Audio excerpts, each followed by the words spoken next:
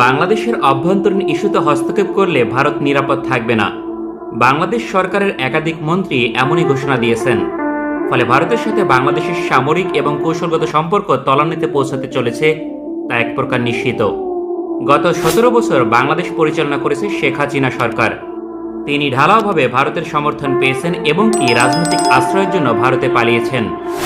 ভারত শেখ হাসিনাকে সমর্থন করার বিনিময়ে সকল স্বার্থ হাতিয়ে নিয়েছে। যেমন সামরিক নীতিমালা অনুযায়ী ভারতীয় সমরস্য বাংলাদেশ কিনবে না, এমন সিদ্ধান্ত নিলেও শেখ হাসিনা সরকার তা পরিবর্তন করে ভারতীয় সমরস্য ক্রয় করে। অথচ এই বিষয়টি নিয়ে সেনাবাহিনী পর্যন্ত সন্তুষ্ট ছিল না, কারণ ভারতীয় সমরস্য ক্রয় করা আত্মহত্যার শামিল। পাশাপাশি বাংলাদেশের অভ্যন্তরীণ ইস্যুতে হস্তক্ষেপ করার সুযোগ করে দিয়েছিল। এছাড়া গোয়েন্দা নজরদারি করার জন্য রাডার সিস্টেম প্রতিস্থাপনের সুযোগ দিয়েছিল। ফলে বাংলাদেশের নৌসীমায় যে কোনো তথ্য আগাম জানতে পারত ভারতীয় সামরিক বাহিনী। এটি কৌশলগত দিক থেকে রাষ্ট্র বিক্রি করার শামিল। বাংলাদেশ থেকে গত 17 বছরে অনেক কিছু পেয়েছে ভারত। তার মাঝে সর্বশেষ রেল করিডোর দিয়েছে শেখ হাসিনা সরকার। সুতরাং এত কিছু দেবার পর ভারত কেন শেখ হাসিনা সরকারকে সমর্থন করেছে এবং করবে তা বলার অপেক্ষা রাখে না। বাংলাদেশ সরকারের পতন তাই ভারত সরকার কোনোভাবে মেনে নিতে পারছে না। ফলে বহুমুখী ষড়যন্ত্র শুরু করেছে যাতে অবৈধ হস্তক্ষেপ করার সুযোগ পায়।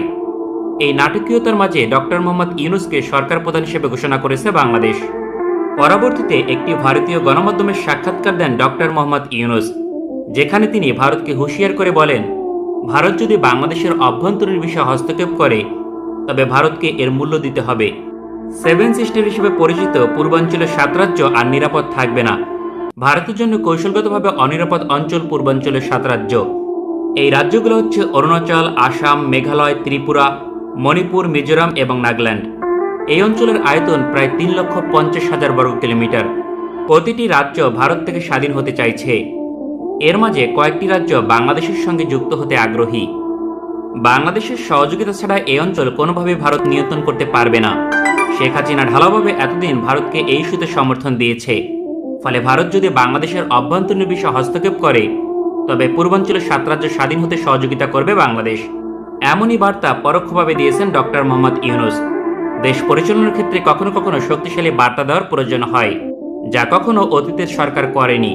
ভারতের উদ্দেশ্যে এই একটি বার্তা তাদের ঘুম হারাম করে দিয়েছে।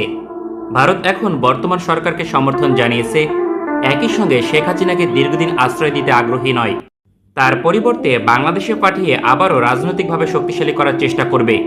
তবে ভারতের এই ধরনের চেষ্টা বহুল অংশে ব্যর্থ হবে তা নিশ্চিত করে বলা যায়, কারণ বর্তমান সরকারের গ্রহণযোগ্যতা আন্তর্জাতিক অঙ্গনে ব্যাপক। ফলে ভারতকে খুশি করে চলতে হবে না। শুধুমাত্র ডক্টর মোহাম্মদ ইউনূস নয়, সরকারের আরও একাধিক মন্ত্রী ভারতের সাথে অবৈধ চুক্তির বিরোধী। তার মাঝে ডক্টর আসিফ নজরুল প্রথম সারিতেই থাকবেন। শেখ হাসিনা সরকার ভারতকে রাষ্ট্রের স্বার্থ ছাড়াই অনেক সুবিধা দিয়েছে, যার মাঝে পরিবর্তন চান আসিফ নজরুল। তার মাঝে অন্যতম পানি বন্টন, সীমান্ত, অবৈধ হস্তক্ষেপ, বাণিজ্য সুবিধা এবং করিডোর চুক্তি। এই সকল অবৈধ চুক্তি বাতিল এবং সংস্কার চাচ্ছেন সরকারের আইন বিষয়ক মন্ত্রী আসিফ নজরুল। পাশাপাশি সীমান্ত হত্যা হলে তার জবাব দিতে বাংলাদেশ এখন দেরি করবে না। অথচ অতীতে ভারত নির্বিচারে সীমান্ত হত্যা চালিয়েছে, তার পাল্টা কোনো জবাব দেয়নি। আগামী দিনে ভারত যদি কোনো সেক্টরে নগ্ন হস্তক্ষেপ করে তাহলে তার পাল্টা জবাব দেওয়া হবে। জনগণের ভোটে নির্বাচিত সরকারের সক্ষমতা কতটা তা বুঝতে পারবে ভারত, যা সামান্য ইঙ্গিত দিয়েছেন ডক্টর মোহাম্মদ ইউনূস।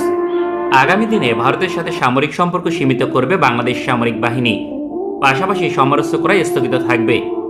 অন্যদিকে পূর্বে করা চুক্তিগুলো বাতিল এবং সংস্কার করবে। রেল করিডোর চুক্তি বাতিল করবে অথবা সংশোধন করবে। এছাড়া ভারতকে বন্দর ব্যবহারের অবাধ সুযোগ কমিয়ে দেবে। অন্যদিকে ভারতের আপত্তি থাকার পরে তিস্তা প্রকল্প এগিয়ে নেবে বাংলাদেশ। অথচ শেখ হাসিনা সরকার ভারতের আপত্তি থাকায় তিস্তা প্রকল্প থেকে চীনকে বাতিল করে। একই সঙ্গে এই প্রকল্পের কাজ ভারতকে দিয়ে বাস্তবায়ন করার সিদ্ধান্ত নিয়েছিল। অথচ ভারতের অতীত কোনো রেকর্ড নেই এই ধরনের বৃহত্তম প্রকল্প বাস্তবায়ন করার।